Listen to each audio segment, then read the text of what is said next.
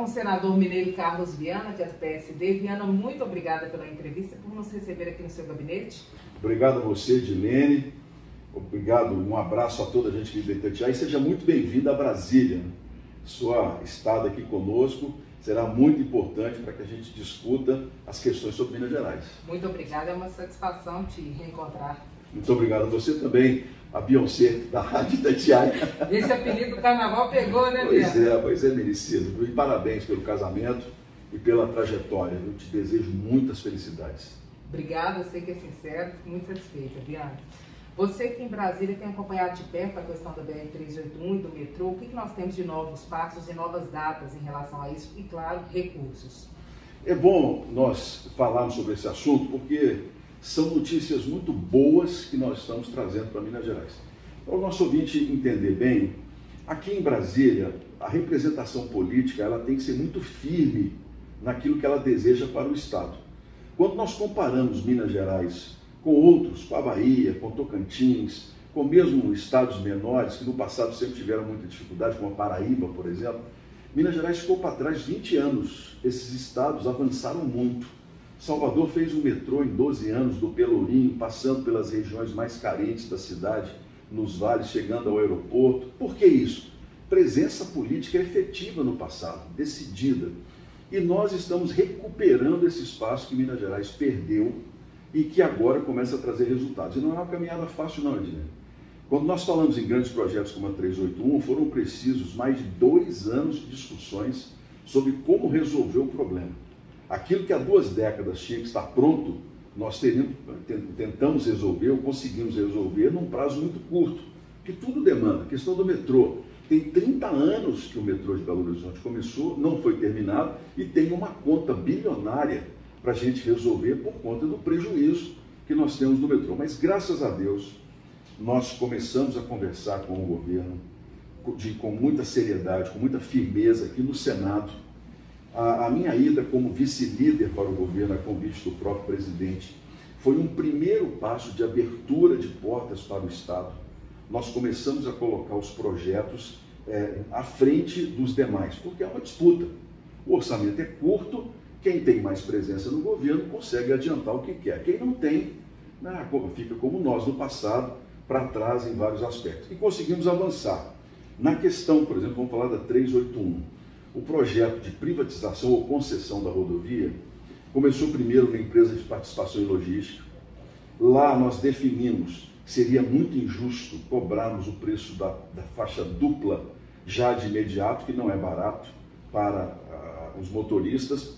Nós teremos um preço mais em conta para a pista simples, um prazo de 1 ano para início do pedágio após o contrato, 2 anos para início obrigatório das duplicações e conseguimos do governo o compromisso de entregar 85 quilômetros duplicados de Caeté até Jaguaraçu. O governo já duplicou em torno de 65, faltam outros 22 quilômetros ali na altura de Antônio Dias, que está muito ruim, a empresa enfrentou problemas lá de deslizamentos de terra, mas nós já colocamos agora recursos para manutenção e temos do governo o compromisso de fazer pelo menos mais 20 quilômetros de duplicação até a concessão. Então nós teremos os 85 cumpridos, o que vai facilitar muito a vida dos motoristas daqui para frente. Eu hoje já me preocupo na 381, não é com a duplicação. Minha preocupação hoje é com as empresas, os consórcios que vão participar, para que eles cumpram os prazos, para não acontecer como a 040, a 262, que ganharam por preços muito baratos e depois não executaram. Esse risco na 381 é muito pequeno. Primeiro, porque os 3 grandes grupos que vieram aqui são grupos que vão trazer investimentos do exterior. Então vamos raciocinar. Você tem 11 bilhões no total de investimento em 20 anos. 11 bilhões hoje, nós estamos falando aí em 2,5 milhões de dólares. 2,2 bilhões de euros.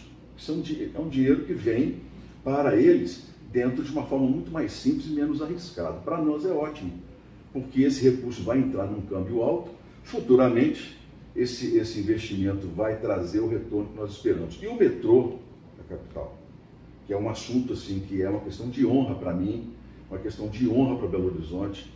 e que nós já tivemos vários insights que não deram certo. Por exemplo, as multas da antecipação da Vale, né? Aquele 1 bilhão e 200 que nós perdemos, o Ministério da Infraestrutura colocou no Tesouro, quer dizer, nos deu uma rasteira. Mas por quê? Porque quando nós arrumamos o dinheiro das multas, os municípios todos do entorno de Belo Horizonte, do interior do estado e do Rio, entraram na justiça querendo parte dele. Então a nossa desunião fez com que o governo julgasse o dinheiro do Tesouro e nós atrasássemos a solução. Então agora nós vamos ter, dia 25 de agosto, está marcado o lançamento do edital da concessão da 381 e nós vamos fazer também o anúncio do modelo de privatização do metrô de Belo Horizonte. Nós vamos ter duas grandes notícias para o nosso estado. Como é que vai ser esse modelo de privatização? E além do senhor, o ministro Tarcísio, que é da infraestrutura, por exemplo, também deve ir nessa agenda? O metrô, ele é uma questão de dois ministérios. Da infraestrutura, que vai decidir o modelo, e do desenvolvimento regional, com o Rogério Marinho, que é o titular da CBTU. Nós faremos o seguinte: a CBTU se tornará uma empresa independente. O BNDES deverá entregar nos próximos dias um estudo final sobre a situação da empresa. A CBTU dá prejuízo há décadas. Depois, então, que o número de passageiros diminuiu, a condição de operação da CBTU se tornou precaríssima. Ela não fechou porque era o governo federal quem bancava os trens. Se não fosse dinheiro do Tesouro, o metrô de Belo Horizonte já não estaria funcionando há muito tempo. Nós, só para sanearmos a CBTU, pagamento das dívidas, todos aqueles investimentos que foram feitos, anunciados de trens novos e tal, 1 bilhão e 600 milhões de reais. 1 bilhão e 600 milhões de reais. Por que isso? Porque são 30 anos de descaso.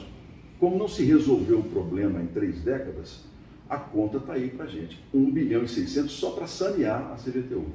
Mais 1 bilhão e 200 para fazer a linha do Barreiro. Então aí nós teremos 2 bilhões e 800 milhões que virão do Tesouro para ser aplicados na CBTU. E o governo do estado, após muitas discussões, muita conversa, o governo cedeu, o governo de Minas Gerais, em entrar com 400 milhões do acordo da Vale para perfazer 3 bilhões e 200 milhões de reais e resolvermos definitivamente o problema do metrô de Belo Horizonte. Vai ser entregue saneado. A expectativa, e aqui estou dando os prazos, novembro, o edital de anúncio da privatização do metrô da capital, e março do ano que vem, o leilão, se tudo correr da forma como nós esperamos. O senador Antônio Augusto Anastasia também foi entrevistado pelo Abril do Jogo na semana passada, e de acordo com ele só acredita que certamente o problema da 381 será resolvido quando o presidente do Brasil for mineiro ou representar Minas Gerais. O senhor concorda com essa posição? O senhor acha que pode ser resolvido antes disso? Olha, eu venho acompanhando de perto os projetos e as discussões. Entre os senadores mineiros, eu posso dizer que tenho sido o único que tem participado efetivamente de todas as reuniões para exigir do governo uma solução. Então, eu entendo que a minha visão ela está mais embasada no que já foi discutido e acertado do que propriamente numa visão política. Independentemente do presidente ser um mineiro ou não, que seria muito bom, ano que vem nós teremos a 381 concessionada. Isso aí, o edital dia 25 agora, novembro nós faremos o leilão, outubro nós faremos o leilão da 381 e janeiro nós assinaremos o contrato. Se acontecer algum problema jurídico, pode ser que isso atrase, mas o planejamento e as decisões já foram tomadas. Então, a minha visão é a visão de quem participou de todas as negociações. Politicamente, a eleição de um novo presidente ajudaria, como foi no período de outros presidentes que usaram a 381 como promessa de campanha e não cumpriram. Dessa vez é diferente. Dessa vez nós temos a iniciativa privada interessada, temos 3 grandes grupos estrangeiros, um espanhol que já atua no Brasil, está focado na 381, um grupo dos Emirados Árabes que tem capital em Londres e um grupo chinês. Esses 3 grupos, esses 3 consórcios, estarão presentes, pelo menos a informação deles. Então eu não acredito que a 381 dependa mais de decisão política. No dia em que nós entregarmos para uma concessão, Edilene, acabou o discurso, acabou a promessa, acabou a gente que só vai para a internet reclamar, gente que só aparece em época de eleição. Né? Nós tomamos uma decisão firme, que é a melhor para todos os mineiros. Em termos de infraestrutura, tem alguma outra novidade para Minas Gerais? Algo em que o governo federal possa colocar mais recursos do orçamento para cumprir em breve? Como é que está essa questão? Em agosto agora, esse mês de agosto, nós vamos ter uma reunião do Congresso Nacional. Quando você reúne o Congresso, você pode discutir mudanças no orçamento.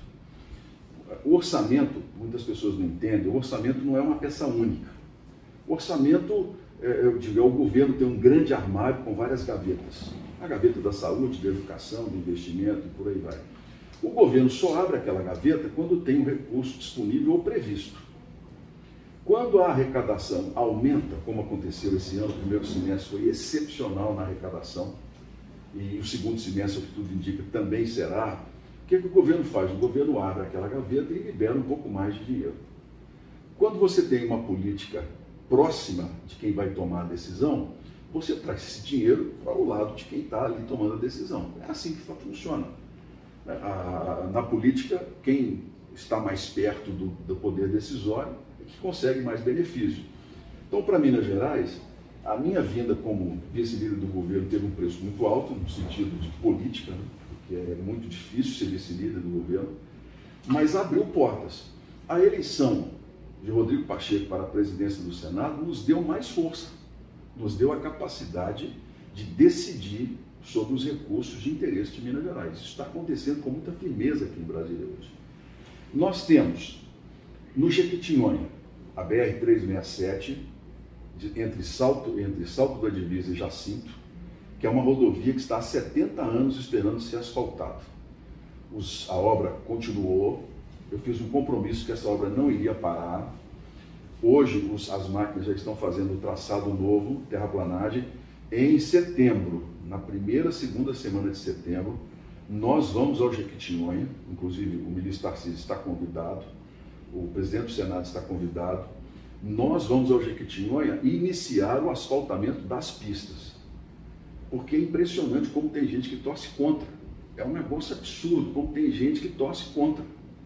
Mas não vai ter jeito. Nós vamos asfaltar a 367 e vamos dar para o Jequitinhonha e o Mucuri uma saída para o mar muito importante, que vai ser o Porto de Ilhéus, que vai se tornar um grande porto graneleiro, depois, inclusive, que terminar a ferrovia oeste-leste, que vai cortar o sertão baiano, e que a gente está tentando fazer com que passe por Minas. Então, o asfaltamento da 367 é, na minha opinião, o grande centro gerador de riqueza para o Jequitinhonha. Vai ter a fruticultura, vão ter energia solar e vamos ter outras empresas indo para lá. Bem, nós temos também no norte de Minas um pequeno trecho entre as cidades de Manga e Itacarambi, que quem vai para o Nordeste sabe, é chão. No passado, teve lá uma discussão com os índios chacriabás, a política, na época de esquerda, não quis deixar asfaltar, se não fizer, e eu sei que a coisa ficou 30 anos sem asfalto. Eu estive lá na aldeia, na reserva, e os caciques querem um asfaltamento, para que eles possam também ter condições melhores de trafegar. Faltava um recurso, nós colocamos, o governo cortou no orçamento e agora nós vamos colocar novamente mais 40, 50 milhões de reais para poder asfaltar Manga e Itacarambi e resolvermos o problema daquela região. Na questão de abastecimento de água, nós temos em Minas Gerais, muita gente não sabe, 240 municípios que em época de seca ficam com restrições de abastecimento. Nós estamos trabalhando a questão da barragem de Jequitaí, que era uma promessa centenária. A Codevasf, eu tenho acompanhado de perto, tenho visitado. Codevasf já tem 63 milhões de reais de emendas nossas, emenda que eu tenho responsabilidade, que o Pacheco colocou, e nós vamos começar essa obra assim que o IDENE, que é o Instituto de Desenvolvimento do Nordeste, entregar o inventário, que é obrigatório, sobre arqueologia, preservação, uma série de coisas. Isso é previsto para quando? Esse já agora no segundo semestre. Inclusive, as lideranças lá do norte, do CIMANS, que é o consórcio da área da Sudene, da AMANS, já estão se organizando para receber o início dessa obra física lá no norte. Portanto, Odilene, nós estamos trabalhando pelo Senado as macro obras de desenvolvimento. Uma última que eu gostaria de citar é, por exemplo, o aeroporto de Itajubá. O aeroporto de Itajubá atende uma região mineira que é o coração da pesquisa mineira da eletrônica, de Santa Rita do Sapucaí, de toda aquela região. O aeroporto de Itajubá está parado há 8 anos, a pista está pela metade. E lá tem a única fábrica de helicópteros da América Latina. Uma das poucas no mundo estão em Itajubá. Essa fábrica tem um convênio com uma das principais universidades federais do Brasil, que é a Universidade de Itajubá, que é polo de desenvolvimento de pesquisa. É lá em Santa Rita, na região que está sendo desenvolvido o 5G brasileiro. Nós queremos terminar esse aeroporto de Itajubá para que a fábrica da Elibras, que hoje é Airbus, possa se transformar num centro de manutenção dos aviões da Airbus. Se nós conseguirmos entregar essa obra 8 anos parada, nós vamos dar à fábrica um novo, porque tem vários aviões da Airbus que são a manutenção deles é nos Estados Unidos. Se a gente não fizer isso para Minas Gerais, vai acabar parando lá em São José dos Campos. A Embraer vai acabar assumindo esse trabalho. Então nós estamos correndo para que Minas Gerais possa oferecer à Airbus a possibilidade de instalar esse centro lá no sul de Minas. E o que falta para isso, para que essa obra seja terminada? Faltavam os recursos para a gente colocar no governo do Estado. Na semana passada eu me reuni com o secretário de Infraestrutura de Minas Gerais, pedi a ele um levantamento desse projeto, que havia um convênio com a Prefeitura de Itajubá. A Prefeitura está disposta a colaborar e assim que nós tivermos o levantamento se esse convênio funciona ou não, nós vamos colocar no orçamento o recurso para que esse aeroporto se transforme em realidade. Aí nós vamos trazer para o sul de Minas um impulso muito grande na questão da pesquisa, que é, vamos dizer assim, a grande vocação daquela região do sul. Vai dar tempo de colocar no orçamento para o ano que vem, que é esse que o Congresso começa a analisar agora em agosto? Dá, porque em agosto nós vamos votar o que eles chamam de projeto de lei de conversão, um PLN. E nós vamos tirar desse dinheiro para os investimentos. E o orçamento do ano que vem vai ser discutido e votado até o final do ano. Nesse orçamento nós podemos também colocar os recursos para essas obras importantes. Senador, e o TRF-6, no fim das contas, vocês vão conseguir colocar na pauta aqui no Senado? Os pares de vocês de outras regiões vão permitir que o TRF-6 seja instalado em Minas Gerais? Edilene, eu sou muito realista. E o TRF-6 tinha realmente uma grande oportunidade de ser aprovado do jeito que a gente queria, enquanto nós tivemos um mineiro na presidência do STJ. Que é o ministro Noronha. Noronha. Agora que mudou, o atual ministro não é favorável. Ele caminha no sentido de que não há necessidade de mais um tribunal. Bem, só que quando nós observamos os números do Tribunal Regional Federal, já é conhecido que Minas Gerais é o mais prejudicado, que bem mais da metade dos processos parados são nossos. Nós observamos que o problema da Justiça Federal não é a primeira instância, é a segunda. Na primeira instância, a Justiça Federal tem 40% de ociosidade, porque julga com muita rapidez. O processo eletrônico tornou a Justiça Federal mais célere na primeira instância. O problema é quando chega aqui em Brasília, não há ministros suficientes, embargadores, e esses projetos param. A proposta deles, pelo menos é o que a gente tem conversado, é que se crie uma junta, uma turma especial de ministros até para Minas Gerais, desembargadores também, quer dizer, criar uma turma e posteriormente transformar essa turma num novo tribunal. É o que está sendo proposto. Ou seja, o TRF-6 não sai por agora instalado em Minas, é isso? É, exatamente. Não há possibilidade agora, nesse momento, de nós conseguirmos essa autorização. Esse é um assunto que é muito caro à presidência do Senado. Rodrigo Pacheco é advogado, tem bom relacionamento com todos eles. Eu tenho muita clareza de que nós vamos retomar essa conversa dentro da possibilidade de votação e criação do TRF-6.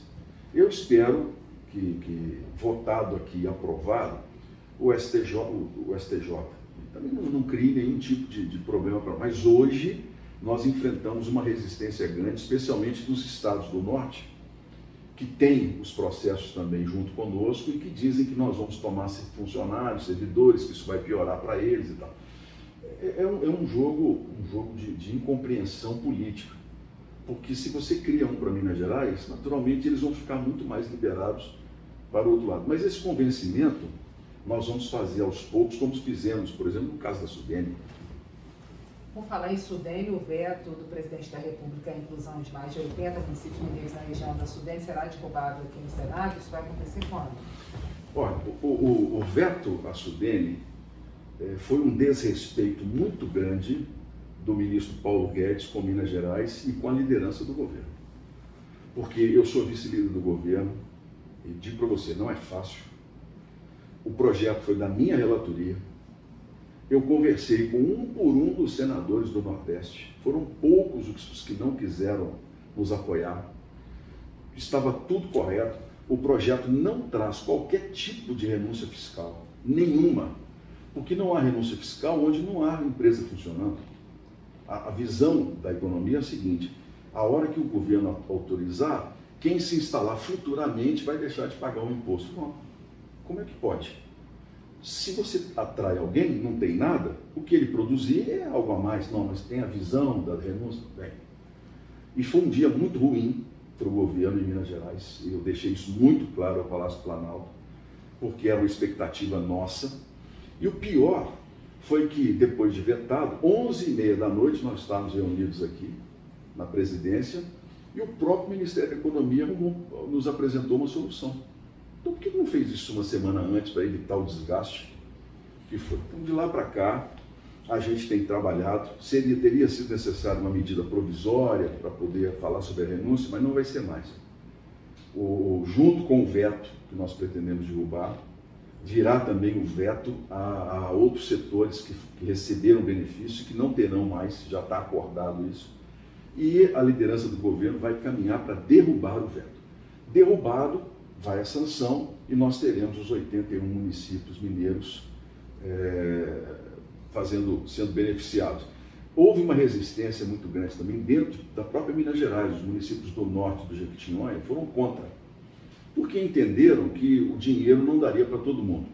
Não é verdade.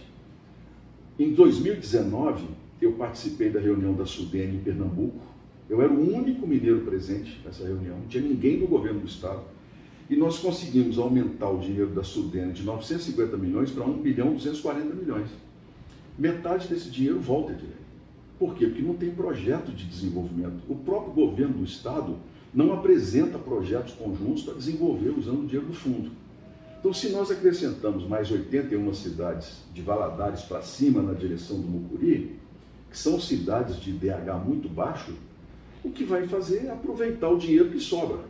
Eu espero que Minas Gerais possa usar esse 1.240 tostão por tostão para gerar emprego e renda nesses municípios. Então, estou muito confiante que nós vamos derrubar o veto na próxima reunião do Congresso. Eu que tenho participado das reuniões com a ministra Flávia Arruda e agora com o Nogueira, nós estamos assim, muito tranquilos de que nós vamos dar essa resposta a Minas Gerais. O senhor acredita que esse voto tem sido considerado injustificável? Pode ter sido uma resposta do governo preocupado com o fato de Rodrigo Pacheco, presidente do Senado, por exemplo, capitalizar essa questão para Minas Gerais, porque poderia ser um potencial candidato à presidência da República, ou não tem a ver com isso? Eu não acredito. O problema é que a visão do Paulo Guedes é uma visão naturalmente muito boa, ele tem tido sucesso, mas Paulo Guedes não gosta de conversar com o parlamento. Paulo Guedes não gosta de dar abertura ao parlamento. Paulo Guedes traz os projetos prontos para nós. E quem não gosta do parlamento, quem não quer conversar com o parlamento, não pode governar. Porque governar é, antes de tudo, diálogo. A força da política está no diálogo. Então, o que aconteceu ali foi que eles viram na expansão da Sudene uma questão de ampliar aquilo que eles querem acabar. O Paulo Guedes não gosta da Sudene. Ele mesmo já declarou isso, que esses fundos para ele pode até estar certo, que a gente precisa remodelar. Mas enquanto nós não tivermos uma nova ferramenta de desenvolvimento para os municípios mais pobres, de menor arrecadação, a Sudene não é dele. A Sudene é de todos nós. Quem decide a Sudene é o parlamento. Essa questão, Edmir, ela foi tão forte no governo, porque eu ameacei deixar a vice-liderança, né? Isso gerou na presidência do Senado uma reação muito forte. Se você ver, ele perdeu metade do ministério. A reforma ministerial veio depois do veto da Sudene, porque o governo percebeu claramente que havia, vamos dizer assim, se desgastado com a base, principalmente comigo. Isso foi colocado com muita clareza que o governo iria resolver o problema, para que a gente pudesse continuar trabalhando na vice-liderança. Isso virou um problema com o Pacheco, porque os projetos do governo importantes não estão sendo votados, até que a gente tenha respeitado o acordo que foi feito. Por exemplo, eu tenho comigo aqui a responsabilidade de ser o relator do novo marco do câmbio brasileiro. São leis desde 1930 que nós estamos mudando. Estou trabalhando diariamente nesse assunto, para tornar a legislação brasileira do câmbio mais moderna. Vai ficar na gaveta até que a gente tenha uma resposta do governo, sabe, de respeito a Minas Gerais. Aí depois que isso acontecer, nós vamos liberar com muito prazer, vamos ajudar o que for preciso. A questão do Pacheco presidente é uma questão natural.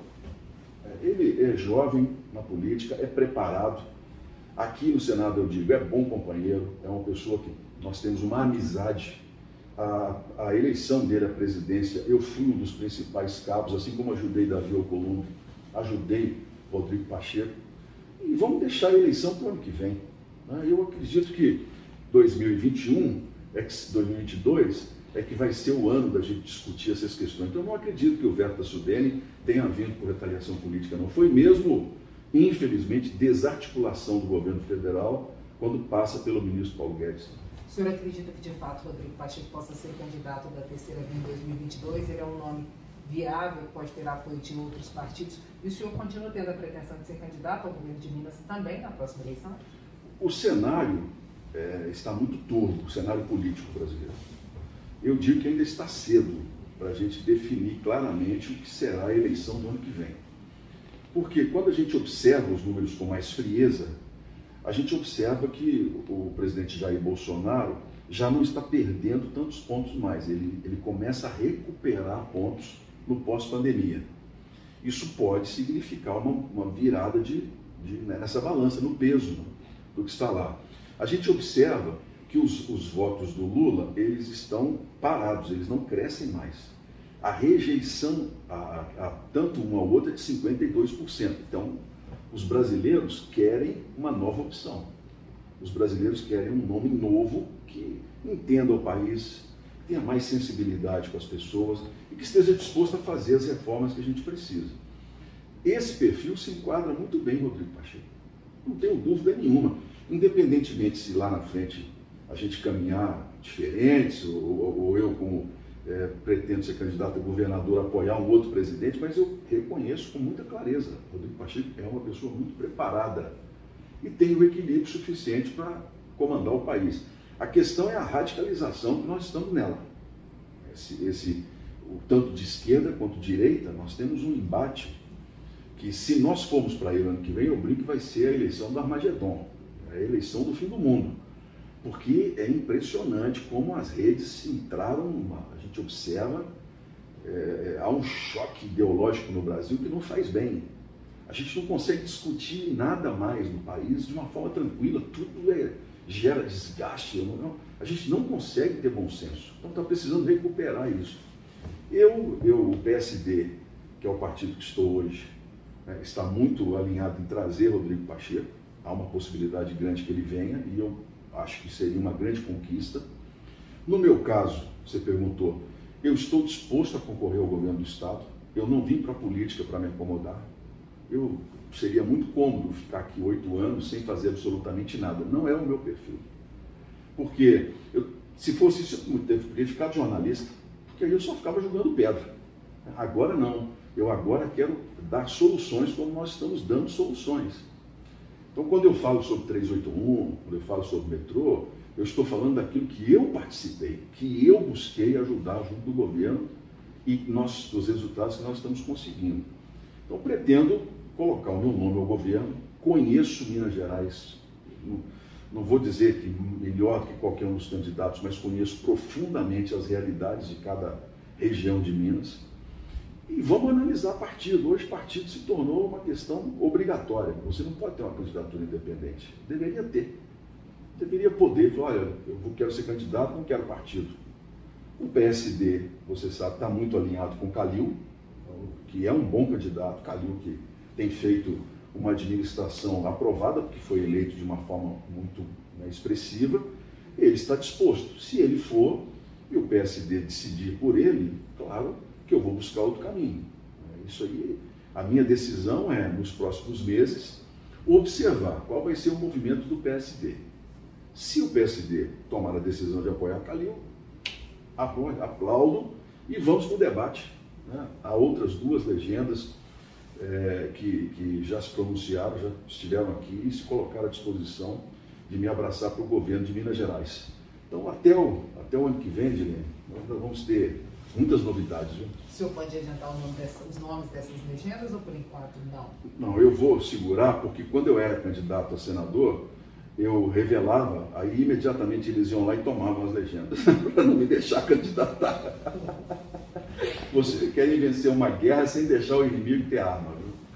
Viana, por falar em guerra, o voto impresso foi derrubado na Câmara dos Deputados. Parece que tem uma PEC que está engavetada há muito tempo aqui no Senado também, que trata do mesmo assunto.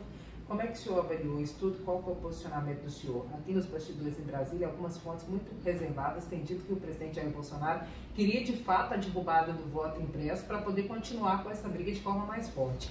Como é que o senhor vê isso tudo?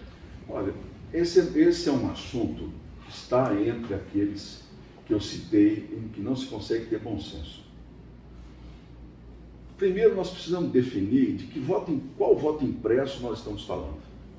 Nós estamos falando de um comprovante que vem para a pessoa levar para casa, nós estamos falando de um comprovante que vai ser colocado dentro da urna, nós não temos uma definição. O que eu entendo que as pessoas querem, boa parte dos apoiadores do presidente e outros que não são, é a possibilidade de saber se o voto dela foi computado corretamente. Porque hoje nós acreditamos na justiça eleitoral, nós acreditamos no pleito, mas ninguém tem condições de dizer, ter certeza se o voto dele foi para onde ele queria. Não há essa possibilidade. Eles falam que o voto não é auditável. Eles pegam urnas para ver. A urna eletrônica, ela é segura. Porque quando você vai com a urna para a sessão eleitoral, ela está vazia, não tem internet nela. Você tem lá 4 pessoas, brasileiros voluntários, que assinam que a urna está vazia. Quer dizer, tem que respeitar o trabalho dessas pessoas, mesários, voluntários. Né? Agora, na somatória dos votos em Brasília, quando chegam aqui no TSE, apesar de todos os cuidados que nós temos, de todo o trabalho, o esforço que o TSE faz, não se consegue invadir o sistema da NASA, não se invade o sistema do FBI. Então nós temos que ter uma clareza. Não se pode invadir o sistema aqui em Brasília, apesar de todo o esforço que nós temos de segurança. Ah, mas a chance é 0,1 em não sei quantos milhões, mas existe uma chance. Então o que se propõe, e eu não sou contra, é você aprimorar a urna eletrônica. Criar um sistema em que o eleitor possa saber de fato se o voto dele foi computado da maneira correta. Eu ouvi uma comparação até muito interessante outro dia, a questão do Pix. Você vai lá com a sua senha, você faz o depósito e imediatamente o banco manda um comprovante para você. Você fez um Pix para fulano de tal na conta tal. Por que nós não podemos aprimorar um sistema eletrônico por e-mail, por telefone celular da pessoa, do cadastro dela, em que ela receba depois da eleição, a confirmação de como o voto dela foi? Por que não? Que no fim das contas não resolve nada, porque se a pessoa recebeu o comprovante e houve algum problema na contabilidade, na transferência dos dados. Agora, qual é o motivo, Edilene, os ouvintes, da gente não discutir o aprimoramento da urna? Esse radicalismo que está aí, não, a urna é isso, o TSE... Gente, nós temos que ter consenso social. Se tem uma parte da população importante que quer, por que não discutir esse assunto? Porque o TSE custa para nós brasileiros 10 bilhões de reais todo ano. 10 bilhões de reais todo ano que o TSE custa. Então, se aquilo que boa parte da população quer não puder ser analisado e levado a sério, então, com toda sinceridade, há aí um desencontro entre a democracia e o que a burocracia quer nos empurrar. E o senhor acha que essa PEC aqui do Senado vai ser desengavetada ou não? Esse assunto morreu de fato? Não, esse assunto, infelizmente, morreu na Câmara. Porque se nós tirarmos aqui do Senado, aprovado no Senado, vai ter que ir para a Câmara. Lá vai ser engavetado do mesmo jeito. Porque o Senado, muita gente não entende, tem a função de representar os estados. Quem toma decisões sobre a vida do povo, o dia a dia do povo, é a Câmara dos Deputados. Então, essa é uma PEC que tinha que nascer lá, ser aprovada lá, e se viesse para cá, meu voto seria favorável e nós teríamos uma discussão mais ampliada. Mas não adianta o Senado querer tirar e mandar de volta para a Câmara, que já rejeitou. E o que o senhor prevê do ambiente político? O senhor acha que essa derrota, na verdade, para o presidente Jair Bolsonaro pode ser considerada como uma vitória, porque ele continua nesse debate, nesse discurso? O senhor acha que o clima pode esquentar muito até o ano que vem? Como é que vai ser? Como é que o senhor avaliou esse desfile dos tanques militares, que foi tão criticado? Como é que o senhor vê o cenário em geral? Olha, na política, qualquer mostra de força é sinal de fraqueza. A força da política está no diálogo. Um governo, quando ele se aproxima da população, quando ele consegue se unir pelo diálogo, quando ele consegue se unir pelo consenso, ele não precisa duvidar de urna. Não precisa. Por quê? Porque você tem a clareza de que você está tendo o apoio da maioria da população. Eu entendo que o governo hoje federal pode até ter essas pautas, eu respeito essas pautas, não participo delas em vários aspectos, porque como vice-líder do governo, eu defendo os projetos do governo que interessam ao país, mas as minhas pautas muitas vezes não são as pautas do governo federal. O que eu digo para você é que nós precisamos construir uma política, né, de consenso. Nós não podemos ficar num país toda semana com um conflito. Nós precisamos de paz. Nós estamos precisando de planejamento. As pessoas precisam começar a ter tranquilidade, por exemplo, de planejar comprar uma casa própria. Nós precisamos começar a pensar numa renda mínima para os brasileiros, em que a gente extinga de vez a miséria, como foi o auxílio emergencial. É uma política muito importante. Ela nos ensinou muito, o auxílio emergencial. 20 milhões de brasileiros que nunca contribuíram com a Previdência. 20 e tantos que nunca tiveram conta bancária, quer dizer, brasileiros que não existiam. Esse é que é o caminho do governo federal. O desgaste não tem de vir toda semana num problema ideológico. O governo tem que olhar, melhorar a vida das pessoas. É isso que serve a política. Se você, por exemplo, eu não entro nesses debates, eu não quero entrar em debate. Ah, mas os filhos do presidente, não quero saber. Ah, mas o presidente, não quero saber. Eu quero saber se o presidente, a hora que ele vai assinar 381 para nós, porque aí nós vamos ter estrada que presta. Eu quero saber a hora que ele vai assinar o dinheiro do metrô, para a gente poder fazer um planejamento e levar esse metrô até Ribeirão das Neves. Eu quero saber sobre 240 cidades que não tem água na época da seca, que a gente tem que pôr água na torneira das pessoas. E isso, para mim, é o que manda na política. O resto, fica aí essa guerra política, ideológica, que, com toda sinceridade, não leva o Brasil a nada. Agora, uma grande expectativa dos brasileiros em relação a pontos importantes que devem ser debatidos pelo Congresso, e já estão sendo debatidos: reforma administrativa, reforma tributária e a reforma política que passou na Câmara pela Comissão Especial, cheia de surpresas que ninguém esperava. Qual é o posicionamento do senhor sobre cada uma delas, e no final das contas, o que o senhor acha que fica de cada uma? A reforma tributária, eu entendo que ela tem muita chance de avançar e ser entregue até o final do ano. Mais uma vez eu coloco, o ministro Paulo Guedes não conversou da maneira certa no começo. Nós tínhamos 2 projetos diferentes que agora estão sendo unificados e uma reforma que deve ser feita em 4 etapas, que é o que vai ser possível fazer. Primeiro, unificação de impostos, depois uma série de questões sobre benefícios e por aí vai. A reforma tributária, a gente tem que desonerar quem ganha menos, sem onerar quem ganha mais, sem criar novos impostos. Aumento de carga tributária aqui, definitivamente, ninguém aprova isso. A proposta original trazia isso para uma camada da população que ganha um salário médio em torno de R$ 5.000, um pouco mais que isso, né? O que se está colocando é, por exemplo, a questão do dividendo, que é a grande discussão. O que é dividendo? É o lucro do empresário. Aí se coloca assim, a pessoa já pagou os impostos lá na empresa e o governo vai cobrar sobre o dividendo. Essa discussão é que vai ser o cerne de toda essa reforma tributária. Porque, na verdade, o lucro, quando vai para uma fortuna pessoal, se torna pessoal. Ainda que ele tenha vindo de uma produção de geração de emprego, mas a grande fortuna, vamos dizer assim, que vai se juntando com isso, ela pode contribuir mais. Não há problema nenhum nisso, em a gente discutir. Porque há coisas interessantes no Brasil. Eu até participei de um debate uma vez em que falava sobre taxar livros. Aí o pessoal não pode taxar livro, porque livro a gente tem que incentivar a leitura, livro constitucionalmente está isento. Não, está certo. Só que eu quero fazer uma pergunta, quem é que compra livro no Brasil? Agora, você não taxa o livro, mas você taxa a cesta básica. Não é que eu sou a favor de taxar livro, não. É só para a gente mostrar claramente como que as coisas são no Brasil. Você isenta os livros como forma de incentivar a cultura, é muito justo, inclusive o argumento, mas você enche de imposto a cesta básica, o feijão e o arroz. Então, quem ganha 2 salários mínimos no Brasil paga muito mais do que quem ganha muito dinheiro. Esse equilíbrio é que a gente tem que começar a trazer de volta. O senhor acredita, então, que no fim das contas os dividendos serão tributados? Eu acredito que sim. Eu acho que no final das contas, a minha visão, nós teremos uma reorganização dessas questões e os dividendos podem sim dar uma contribuição para reduzir a carga dos mais pobres. E até o final do ano, essa tributária. Agora, a administrativa não sai esse ano, nem o ano que vem. Por quê? Por questões eleitorais e porque o debate ainda não está maduro. Você não tem uma definição clara do que você tem que chamar os estados, você tem que fazer uma reforma em conjunto com os estados. Porque se você fizer no governo federal, depois você pode enfrentar problema no âmbito estadual, em questões de carreira, concurso público. Então essa reforma administrativa, que é a chamada PEC 32, não vejo possibilidade dela esse ano nem o ano que vem.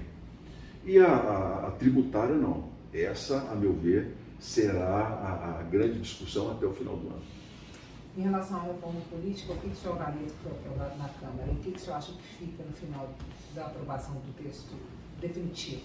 Aqui no Senado, Edilene, o Distritão tem uma rejeição muito grande. A questão dos deputados mais votados. Em primeira vista, é até muito interessante. Você elegeu os que ganharam mais votos. Só que quando você vai ver, no sistema brasileiro em que você tem fundo partidário, que são os partidos que decidem quem vai receber esse dinheiro, você vai perpetuar nomes na política. É o que já acontece. Você vai ter deputados que estão muito ligados à direção dos partidos, que vão receber o recurso, e os da parte de baixo, da chapa, não recebem. Então há uma perpetuação da política. O que nós precisamos rediscutir é a questão do financiamento de campanha. Essa questão do fundão, por exemplo, a população rejeitou muito essa questão do fundão, com toda razão. Só que ou você tem um fundo público ou você abre para a iniciativa privada. A iniciativa privada, como era no passado, foi muito ruim. Veio Lava Jato, gerente da Petrobras com 350 milhões em conta, que vai ser devolvido agora, né, porque a Lava Jato caiu, ele vai ter de volta o dinheiro na conta dele. E a questão dos lobbies, que é muito perigoso. Se você abre para o lobby, mesmo legalizado, você tem, por exemplo, o lobby das armas, que é muito forte no Brasil. Você tem os cassinos, que estão aqui doidos para se tornarem legalizados no Brasil. Aqui no Senado tem muitos defensores. Você tem planos de saúde internacionais, que são gigantes da saúde, que querem entrar no Brasil, mas o primeiro plano deles é reduzir o SUS ao mínimo. O SUS é uma grande experiência brasileira, democrática e justa. Esses planos de saúde querem acabar com o SUS para poder vender plano de saúde no Brasil. Isso é lobby. Então, eu falo sempre, a reforma política tem que passar principalmente pela discussão de como se financiam as campanhas, para a gente saber quem são os candidatos, quem são essas pessoas. É uma discussão madura que, infelizmente, a gente também não consegue ter o equilíbrio que a gente gostaria sobre o futuro político do país. Mas aqui eu acho que o Distritão não passa no Senado. A questão das coligações, nós vamos ver o texto como ficou, pode ser que os partidos pequenos consigam convencer os maiores, mas a tendência é ficar como a última eleição. Tem algum projeto do senhor que seja considerado prioritário, que vá tramitar agora no seguinte semestre? Eu tenho várias ações que foram colocadas, algumas já foram aprovadas no Senado.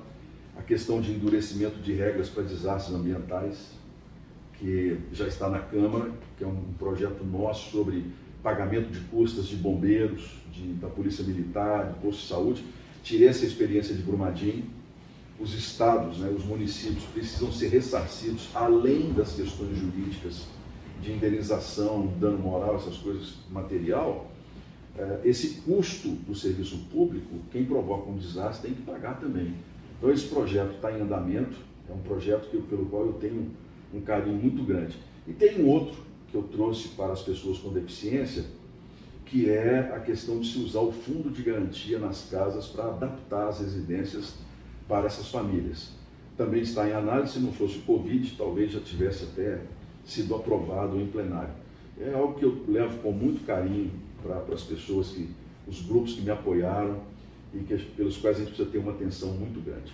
Deputado, o senhor definiria, ou teria uma palavra para definir o que o senhor considera que será o clima no Brasil até 2022, até a próxima eleição? Será um clima muito tenso politicamente. A tendência, se nós não tivermos realmente por parte até do próprio governo federal um posicionamento de buscar mais consenso, de caminhar para as urnas buscando o apoio de todos os setores, nós vamos viver esses momentos assim, difíceis. Mas um ponto eu quero deixar muito claro para as pessoas: não há qualquer possibilidade de ruptura política, não há qualquer possibilidade de intervenção militar, não há. Eu recebo aqui os representantes de todas as forças brasileiras, da Marinha, da Aeronáutica, do Exército, eles vêm aqui discutir os projetos de desenvolvimento científico, que o Brasil é ponta, a questão do caça, foguetes que nós estamos desenvolvendo, a questão dos helicópteros em Itajubá, onde nós podemos ter um centro de excelência de guerra digital. Isso tudo tem que ser discutido aqui com a gente. E eu vejo o profissionalismo das Forças Armadas brasileiras e o sentimento deles em querer colaborar com o país e não fazer qualquer tipo de intervenção. Eu digo que nós vamos ter um tempo de muito aprendizado, mas um tempo de muita paciência até outubro. Nossa função aqui no Senado vai ser cumprida, que é levar as instituições preservadas até outubro do ano que vem, e a população vai escolher livremente que governo ela quer, quem continua, quem chega. Essa é a nossa obrigação no Senado, garantir paz ao país para que a democracia continue. Caso o presidente da República perca a eleição, o senhor acredita que apoiadores dele armados possam causar uma confusão, como ocorreu, por exemplo, no Capitólio, quando perdeu o Donald Trump? O que o senhor prevê para o dia das eleições? Bem, se isso acontecer, o que eu não acredito, vai ter a mesma repercussão dos Estados Unidos. A lei está aí para todos. A pessoa tem toda a liberdade de fazer o que ela quiser, mas depois ela tem que assumir as consequências. E ele, como candidato, ano que vem, no primeiro semestre, pode estar num outro momento político. A economia crescendo bem, uma pós-pandemia, uma visão mais clara desses 2 anos em que o governo federal fez um trabalho muito grande de apoio aos estados. Por exemplo, já que o Minas Gerais colocou em dia o salário dos servidores. Isso está sendo comemorado. Primeiro, é uma obrigação o servidor receber em dia. Segundo, isso só foi possível com a ajuda do governo federal, a quantidade de dinheiro, os bilhões que o governo federal colocou nos estados, que nós votamos aqui no Senado, para que os governos tivessem dinheiro com a queda na arrecadação de ICMS, pois o ICMS não caiu, pelo contrário, a arrecadação de ICMS aumentou em Minas Gerais. Então, com essa ajuda federal, com o aumento da arrecadação, o governo conseguiu dar uma reequilibrada nas contas e pagar em dia os servidores e sacrificar de novo os prefeitos no interior.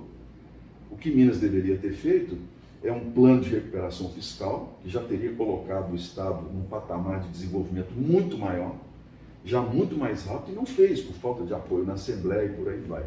Então, esse lado do governo Bolsonaro, que é muito pouco falado, que é o lado de apoio aos municípios, de apoio aos governos, pode pesar muito politicamente, porque governo nenhum deu apoio à federação igual Brasília deu. A questão é, o noticiário está em torno sempre das falas do presidente e não das ações dele, que eu, como vice-líder, preciso ser justo aqui. Tem sido muito amplas e muito interessantes para o desenvolvimento do país. Talvez ficar um pouco mais calado seja benéfico para ele que pensa numa reeleição? Olha, a Bíblia nos ensina que a língua é como um leme que leva um grande navio ao destino de segurança ou leva um navio à destruição. Então, segurar a boca é um dom. No silêncio, até um tolo se passa por sábio.